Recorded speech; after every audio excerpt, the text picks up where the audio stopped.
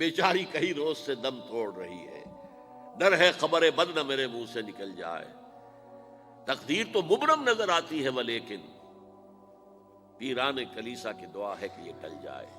تو پہلی بات میری ختم ہوئی، عالمی نظام خلافت دنیا کی تقدیر مبرم ہے، ہو کر رہے گی، اس میں کسی صاحب ایمان کو کوئی شک، کوئی شبہ، کوئی ریب نہیں ہونا چاہیے۔ البتہ اس کا اب دوسرا پہلو کیا ہے، اس کا آغاز کہاں سے ہوگا؟ پہلی بات تو یہ، ہمارے بعض لوگوں کے ذہنوں میں، سادہ دل لوگ وہ سمجھتے ہیں کہ پوری دنیا میں ایک ہی دفعہ آ جانی چاہیے۔ یہ کوئی علاقائی خلافت تو نہیں ہو سکتی، خلافت تو عالمی ہوتی ہے۔ ان سے میں کہتا ہوں عالمی خلافت کب تھی جناب؟ یہ تو نہ خلافت راشدہ میں عالمی تھی، کیا ہندوستان شامل تھا اس میں؟ کیا چین شامل تھا؟ کیا یورپ شامل تھا؟ اور پھر جو خلافت کے نام سے جو ملوکیت چلی ہے، وہ بھی صرف آپ دور بنو امیہ میں کہہ سکتے ہیں کہ وہ پورا عالم اسلام کم سے کم اس کے تحت تھا۔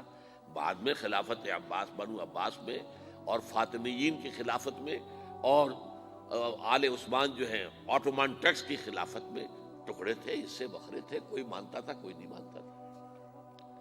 اور سب سے بڑی بات یہ، اگر ایک دم پوری دنیا پر خلافت قائم ہو سکتی تو حضور کے دست مبارک سے ہوتی، لیکن نہیں ہوئی۔ نتیجہ کیا نکلا؟ ایک ملک میں حضور نے قائم کر دی، جزیرہ نما عرب، یہاں خلافت قائم ہو گئی، حضور خلیفہ ہے۔ اس کے بعد آپ کے خلفائے راشدین نے پھر اس کو وسعت دی، شرقاً غرباً شمالاً، 3 کالمز نکلے ہیں فوجوں کے، صحابہ کرام کے، 3 کالمز، ایک ایسٹ ورڈ، ایک ویسٹ ورڈ، ایک نارتھ ورڈ۔ ایک عراق کو فتح کرتے ہوئے ایران میں پہنچ گیا، خراسان تک چلا گیا۔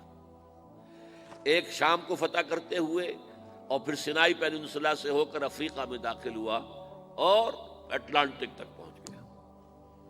تیسرا سیدھا شمال میں گیا، لیکن یہ زیادہ دور نہیں جا سکتا تھا، کوکیشین ماؤنٹینز آ گئے، کوہ قاف۔ اس زمانے میں تو یہ یوں سمجھیے کہ امپیسیبل تھا نا، کوہ قاف، لہذا وہاں آ کر رک گیا۔ اب بھی یہ ہوگا، کسی ایک جگہ سے شروع ہوگا پھر پھیلے گا، اس کے سوا کوئی چارہ کار ہے ہی نہیں۔ اگر ہر جگہ پوری دنیا میں ایک ہی وقت میں ہو سکتا تو حضور کے دست مبارک سے ہوتا صلی اللہ علیہ وسلم۔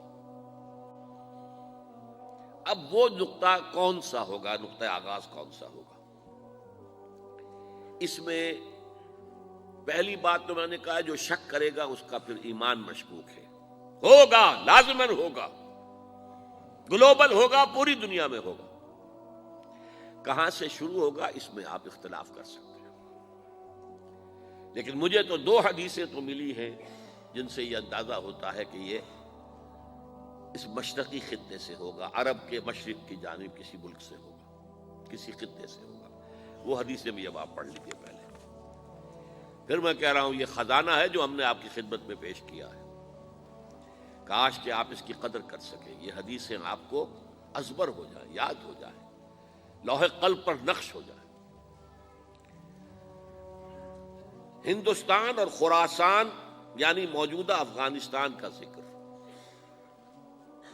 ابن ماجہ کی روایت ہے، عن عبداللہ ابن الحارث رضی اللہ تعالی عنہ قال رسول اللہ صلی اللہ علیہ وسلم یخرج ناس من المشرق یوطئون للمہدی یعنی سلطانہ، یعنی سلطانہ، دونوں طرح سے پڑھ سکتے ہیں۔ حضرت عبداللہ ابن حارث فرماتے ہیں رضی اللہ تعالی عنہ کہ حضور نے ارشاد فرمایا، مشرق کی طرف سے وہ فوجیں نکلیں گی، لوگ آئیں گے جو عرب میں مہدی کی حکومت قائم کریں گے۔ یہ مہدی کون ہوں گے اس کا ذکر میں ذرا بعد میں کروں گا، لیکن نوٹ کر لیجئے کہ مہدی سے پہلے لازماً کسی مشرقی علاقے کے اندر وہ نظام قائم ہو چکے گا، تب وہاں سے فوجیں آئیں گی نا۔ یہ مشرق کون سا ہے؟ عرب کے مشرق میں آپ چلیے، ایران بھی آ جائے گا، افغانستان بھی ہے، پاکستان بھی ہے، اور اگر اسے اور توسیع دیں تو ہندوستان بھی ہے۔ یہ ہے عرب کا مشرق، اس سے فوجیں جائیں گی۔ اس کا کیا مطلب ہے کہ اس میں سے کسی جگہ پر نظام خلافت پہلے قائم ہو جائے گا، تاکہ وہاں سے فوجیں جائیں گی جو جزیرہ نما عرب میں حضرت مہدی کی حکومت کو قائم کریں گی۔ اب دوسری حدیث سنیے، یہ سنن ابن ماجہ کی حدیث تھی جو میں نے آپ کو سنائی، آپ نے پڑھی۔ دوسری، عن ابی ہریرہ رضی اللہ تعالی عنہ، یہ ترمذی شریف کی روایت ہے، قال قال رسول اللہ صلی اللہ علیہ وسلم یخرج من خراسان رایات سود لا يردها شیء حتی تنصب بإیلیا، خراسان کے علاقے سے سیاہ جھنڈے لے کر فوجیں آئیں گی، ان کا رخ کوئی موڑ نہیں سکے گا، ان کو پیچھے پھیر نہیں سکیں گے کوئی بھی، یہاں تک کہ وہ یروشلم میں جا کر جھنڈے نصب کر دیں گے۔ ایلیا حضور کے زمانے میں یروشلم کو کہتے تھے۔